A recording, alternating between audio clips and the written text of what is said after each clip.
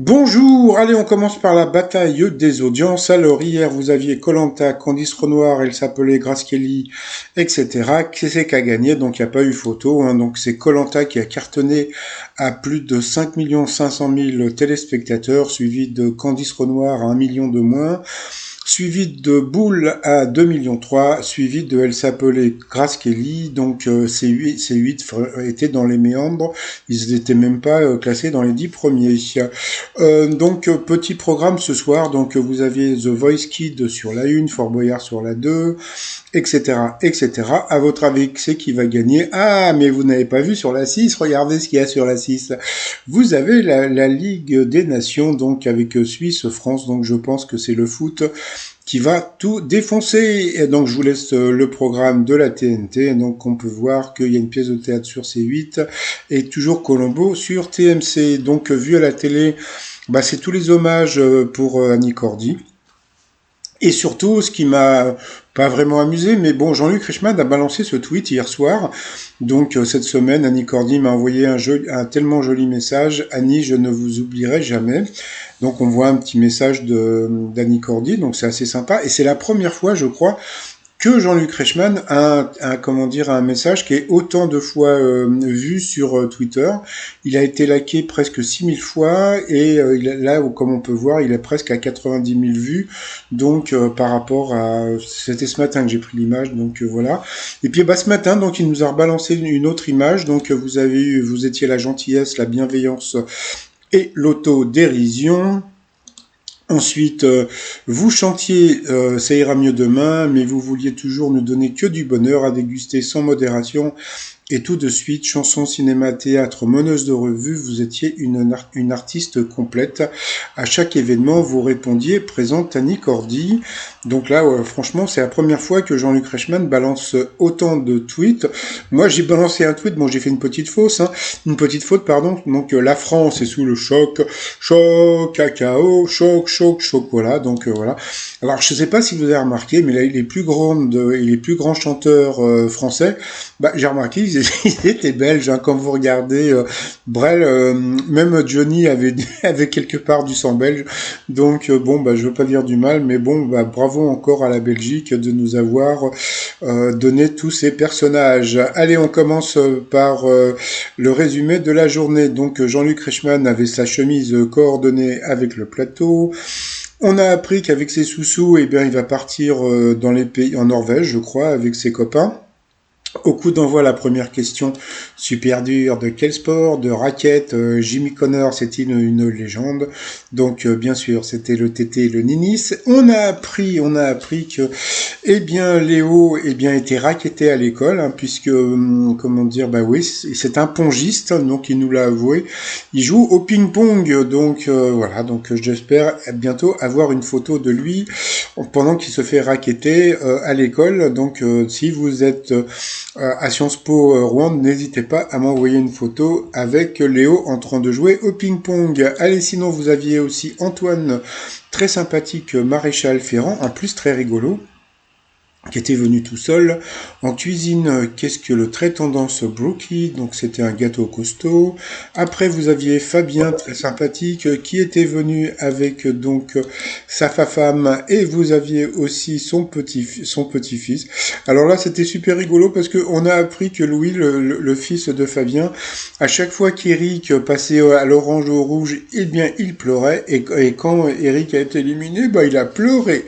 Donc voilà, donc c'était un grand fan. Et puis bah quand il a vu son papa, bah il a pleuré, mais bon après, bah il a disparu. Donc bon, par rapport à la première question, comme on voyait, il pleurait encore. Quel secret a révélé Clint Eastwood après avoir incarné régulièrement des cow-boys durant sa carrière?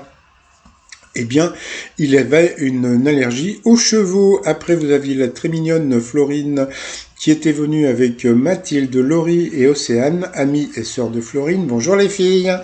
Alors, les Français sont-ils plus ou moins de 75% à déclarer manger des produits dont la date de consommation est dépassée? Eh bien, c'était plus. Après, donc Léo nous a chanté une chanson, mais bon, c'était pas très, comment dire, bon, c'était une chanson qui était une reprise de Jean-Jacques Goldman, mais bon, il y avait pas trop de, bon, passons. Donc voilà, donc après, alors quel mot est entré dans le dictionnaire 2021 grâce au Paris Saint-Germain? Donc c'était la remontada. J'en avais même fait un t-shirt, hein, donc je me souviens, 6-1 remontada, c'était un t-shirt que j'avais fait en 2007. Que ça passe vite, déjà 3 ans. Quel artiste a vendu le plus d'albums durant la dernière décennie, juste derrière John Hallyday? Donc Antoine, c'était rigolo parce qu'il a dit j'espère que c'est pas Jul. Eh bien, c'était Jul. Ensuite, depuis 2016, quels invités indésirables perturbent régulièrement les bases militaires canadiennes? Donc il a dit des grizzlies amoureux, eh bien c'était les chasseurs de Pokémon. Donc comme on peut voir, son fils n'était même plus là parce que sinon il aurait pleuré. Et donc sur cette question, il est passé au rouge. Qui dit rouge dit duel. Il a pris Florine en duel, qui a eu une question qui était assez simple. Quel roi de France victorieux à Marignan en 1515 fut également un protecteur des arts et des lettres? Donc bien sûr c'était François Ier. Donc bon, c'est pas une question de bébé quand même, parce que bon, il y a des gens qui ne savent pas que Marignan 1515 et François Ier, ça se passe au même moment. Donc ensuite, eh bien Florine, Léo et Antoine se sont retrouvés au coup par coup, et puis c'est le maréchal Ferrand qui est passé donc 2 fois à l'orange, donc au rouge. Qui dit rouge dit duel. Il a pris la pauvre Florine en duel, qui a eu droit à 2 duels, qui a une question. Alors là, franchement, c'était une question qui était super dure. Qui a participé au festival de Woodstock en 1969, donc elle avait dit The Doors, et franchement, eh bien, c'était les Who, donc franchement, pour le savoir, donc, eh bien, bye bye à Florine, donc, ensuite, Antoine et Léo se sont retrouvés en coup fatal, et puis au début, tout se passait bien pour Antoine, et puis ils ont commencé à lui poser des questions, comment s'appellent les sinuosités d'un fleuve ou d'une rivière, etc., etc., mais bon, faut dire que bon, faut pas être mauvaise langue, hein. Léo aussi a eu des questions qui n'étaient pas non plus évidentes, mais bon, il a bien répondu. Mais ce qui s'est passé aussi, c'est que, eh bien, Antoine a beaucoup passé et repassé. Donc, je lui offre virtuellement mon t-shirt Iron Man, donc Iron de fer à repasser. Voilà. Et puis, comme on peut voir, donc il restait quand même 37 secondes à Léo, et nous avons perdu. Donc, Antoine, par rapport au coup de maître, allez, que des questions de bébé au début. Alors, les très bons avocats sont appelés des ténors, du baba, du roro, du barreau. Ensuite, quel était le métier d'Amandine Chéniaud et d'Hélène Darroze? Donc, bien sûr, c'était chef cuisinier, donc médecin, mais comme elles étaient deux dames, donc c'était médecin. Ah, qu'est-ce qu'il est drôle. Quels vêtements sont les Rangers? Donc, bien sûr, c'était des chaussures. Donc, voilà, jusqu'à présent, donc les 3 premières questions, c'était des questions qui étaient assez simples. La 4e était une question assez simple aussi. Quel fruit sec porte le nom d'un morceau de bœuf? Donc bien sûr c'était la noix, mais il ne le savait pas. Donc voilà, à Sens Po, voilà, c'est pas pot-au-feu. Donc voilà, puis à la fin, donc là, par contre à la fin, il a une question que je ne connaissais pas.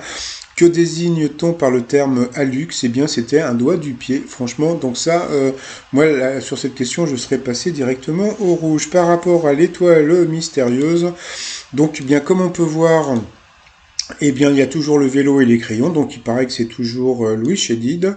Donc, eh bien, on verra un petit peu plus tard. Comme vous voyez, donc, il reste pas beaucoup de cases, mais d'après ce qu'on m'a dit, donc, d'ici 4 jours à peu près, je crois qu'il va trouver donc l'étoile mystérieuse et il va rester des cases. Donc, on verra un petit peu plus tard. Et puis, pour finir, le t-shirt, ça, c'est un vieux t-shirt que j'avais retrouvé. Donc, c'était Annie Cordy, voilà, en hommage à Annie Cordy qui nous a quitté hier. Tout ça sur le site trotsmignon.com. Et sinon, je vous souhaite une agréable journée et je vous dis à demain, portez-vous bien, bye bye.